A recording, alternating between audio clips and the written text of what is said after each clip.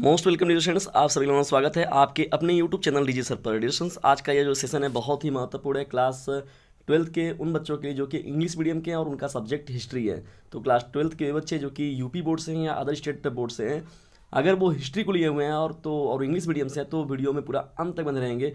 और साथ ही साथ जो क्लास 10th के बच्चे हैं उनके लिए भी आज का सेशन बहुत ही महत्वपूर्ण होने वाला है। तो चलिए डियर स्टूडेंट्स, हम लोग स्टार्ट करते हैं आज के इस महत्वपूर्ण सेशन को।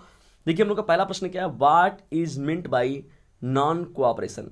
बहुत ही इंपॉर्टेंट प्रश्न है, पर हर बार आपके बोर्ड एग्जामिनेशन में पूछा जाता है ये, what is meant by non cooperation movement. तो नॉन कोऑपरेशन मूवमेंट क्या होता है? लिसनर्स, अगर हम लोग इसके आंसर के बारे में बात करें तो this is a satyagraha movement started by Gandhi ji. Mahatma Gandhi ji के द्वारा देखिए रेजोल्यूशन स्टार्ट किया गया था on 1 August 1920 against the tyranny of the British. तो देखिए, tyranny of the British, it was a nationwide non-violent movement against the unjust law and actions proposed by the British. In this movement, it was made clear that Swaraj is the ultimate aim. देखिए, इसमें इस बात का जिक्र किया गया था कि स्वराज जो मेरा है क्या जन्मसिद्ध अधिकार है, हम लोग उसको क्या करेंगे, प्राप्त करेंगे। अल्टीमेट एम बना लिया गया इस मूवमेंट का। और इसमें ये जो मूवमेंट चलाया गया था मुख्य रूप से ये नॉन वायलेंट मूवमेंट। देखिए, महात्मा गांधी जी की जब बात होती है एडुकेशन तो नेशनल वाइड नॉन वायलेंट उनका था ही। जानते हैं कि वो जानते हैं, महात्मा गांधी जी को कहा भी जाता है कि सत्य और अहिंसा के पुजारी कहा भी जाता है उन्हें। तो ट्रूथफुल की बात हो गई वहाँ पर, चाहे नॉन वायलेंट की बात हो गई, ये दोनों की बातें जो है महत्वपूर्ण रूप से जोड़कर गांधी जी कोई कार्य करते थे। तो यहाँ ब्रिटिश के विरुद्ध देखिए चलाया गया था नॉन कोऑपरेशन मूवमेंट चलाया गया था। और ये बहुत ही ज़्यादा मोस्ट इंपॉर्टेंट प्रश्नों में एक है। चलिए आगे बढ़ते हैं, हम लोग देखते हैं क्वेश्चन नंबर सेकंड को, व्हाट इज नेशनलिज्म। बहुत ही मोस्ट इंपॉर्टेंट रिलेशन। तो देखिए, नेशनलिज्म क्या होता है ना, राष्ट्रवाद क्या होता है। तो राष्ट्रवाद के बारे में नेशनलिज्म क्या होता है। देखिए, क्लास 10th का जो राष्ट्रवाद का उदय है वो भी बहुत इंपॉर्टेंट चैप्टर है आप लोगों का, और हिस्ट्री के लिए तो बहुत ही ज़्यादा इंपॉर्टेंट है क्लास 12th के बच्चों के लिए। The principle of loyalty to one's nation, its progress and maintaining all the rules and ideas towards it is called nationalism. देखिए लिसन्स, क्या होता है यहाँ पर, वन नेशंस मतलब कहा गया principle of loyalty to one nation. तो एक राष्ट्र के लिए जो भी है प्रेम की भावना रखना, उसके प्रोग्रेस की बात कैसे करें हम लोग, तो राष्ट्र की भावना, राष्ट्र के प्रति प्रेम की भावना रखना। It's progress and maintaining all the rules and ideas towards it is called nationalism. तो नेशनलिज्म उसे बोलते हैं तो इन सभी जो चीज़ें बातें होती हैं उनमें, तो उसे ही हम लोग क्या बोलते हैं, नेशनलिज्म बोलते हैं। अगर ऐसे शाब्दिक अर्थों में देखा जाए तो कहा जाए तो अपने राष्ट्र के प्रति क्या करना, प्रेम की भावना रखना, उसके प्रोग्रेस कैसे किया जा सके, मेंटेनेंस कैसे किया जा सके, और उनके रूल और आइडियाज़ को जो है वो दूर तक कैसे फैलाया जा सके। तो इन सभी का जो भावना के साथ बात होती है तो उसे हम लोग बोलते हैं नेशनलिज्म। डियर स्टूडेंट्स, यदि वीडियो थोड़ा सा भी आप लोग के हेल्पफुल लग रहा है तो इसे लाइक करें, शेयर करें, और चैनल पर नए तो चैनल को सब्सक्राइब करना बिल्कुल भी ना भूलें, ठीक है। और यदि आप इस चैनल में पहली बार आए हैं वीडियो तो इसे सब्सक्राइब करके अपने पास रख लीजिए। और जितने भी इंग्लिश मीडियम से बच्चे हैं जो कि स्टेट की तैयारी कर रहे हैं, जैसे यूपी बोर्ड हो गया, बिहार बोर्ड हो गया, एमपी बोर्ड हो गया, उत्तराखंड बोर्ड हो गया, तो डिस्टेंस इन सभी बोर्ड वाइज जो इंग्लिश मीडियम के बच्चे, देखिए यूपी बोर्ड में भी क्या होता है, हिंदी मीडियम होता है और इंग्लिश मीडियम होता है। तो बोर्ड के जो इंग्लिश मीडियम के बच्चे हैं उन्हें भी ज़्यादा इस चैनल से जुड़िए, ठीक है डिस्टेंस। तब आप लोग को और मोस्ट इंपॉर्टेंट जो लेक्चर रहेगा रेगुलरली प्रोवाइड कराया जाएगा। चलिए हम लोग आगे बढ़ते हैं, और डिस्क्रिप्शन बॉक्स में जाएंगे, वहाँ पर एक नंबर भी मिलेगा डिस्टेंस 950 690 285 7 नाम का।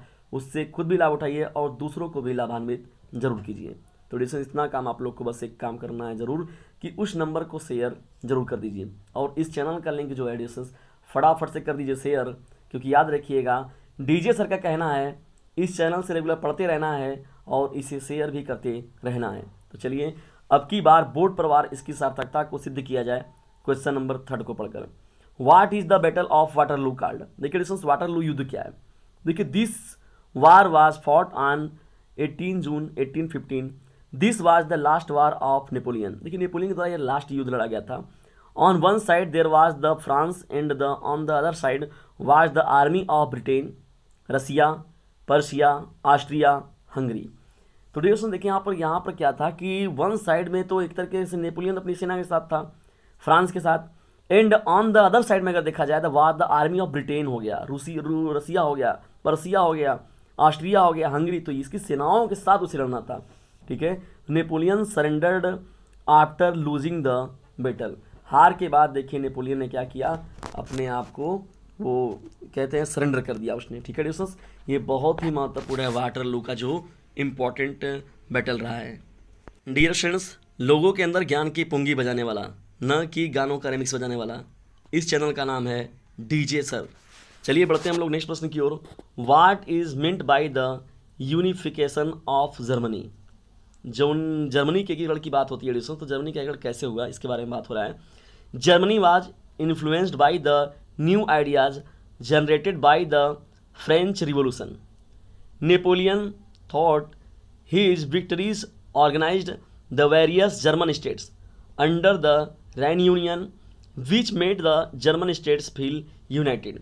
This spirit, the spirit of unity in Germany, the credit for the unification of Germany goes to Bismarck. देखिए डिस्टेंस, यहाँ पर ऑटो वॉन बिस्मार्क की जो बात होती है यूनिफिकेशन ऑफ जर्मनी के लिए मोस्ट रूप से जो कोई व्यक्ति है तो ऑटो वॉन बिस्मार्क की बात होती है। ठीक है ना। तो यहाँ पर देखा जाए तो अलग तरीके से राइटर जो थे और अलग तरीके से जो क्रांतिकारी थे वो लोगों ने तो अपना इसमें योगदान दिया ही था, लेकिन Germany was influenced by the new generated by the French revolution. क्रांतिकारी जो होते हैं अपने तरीके से विचारधाराएं देते हैं, और जब हर जगहों पर जाए नेशनलिज्म की बात तो जाहिर सी बात है जब कहीं पर स्टार्ट हुई तो वो हर जगहों पर फैल गई, तो जर्मनी में भी यूनिफिकेशन की बात आई सामने। तो नेपोलियन ने देखिए यहाँ पर जो ये बिस्मार्क ने इसमें क्या किया था, अपना महत्वपूर्ण योगदान दिया हुआ था। ये डिस्टेंस बहुत ही ज़्यादा मोस्ट इंपॉर्टेंट है, क्लास 10th का भी प्रश्न में देखा जाए तो ये बहुत इंपॉर्टेंट है और हर बार पूछा जाता है।